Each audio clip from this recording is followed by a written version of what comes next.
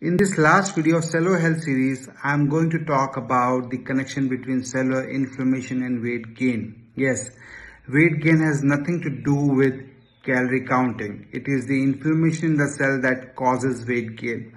And we have to understand the structure of the, cell membrane, right? So each cell has a cell membrane, and cell membrane actually allows nutrients and oxygen to get inside of cells, and allow toxins to go out of the cells. And this cell membrane also expresses certain hormone receptors such as testosterone receptors and thyroid receptors that allows these hormones to communicate with the cells, modulate the metabolic activity, modulate glucose metabolism, fatty acid synthesis, mitochondrial function, and number of these things. In fact, testosterone is said to, stimulate mitophagy, which is clearing the dysfunctional mitochondria, right?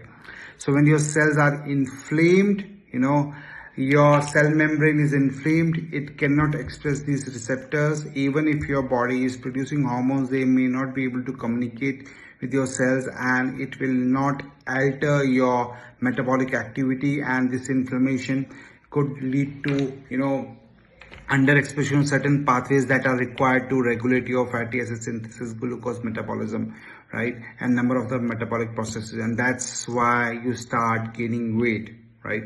So it is very important to understand why your cells are being inflamed, and one of the core reason is seed oils. When you consume seed oils, your cell membrane needs a lot of these saturated fats, right, and cholesterol, and when it doesn't have these saturated fats, and instead they are fitted with seed oils, right, it breaks the cell membrane, and cell membrane cannot perform its function, and then you start gaining weight.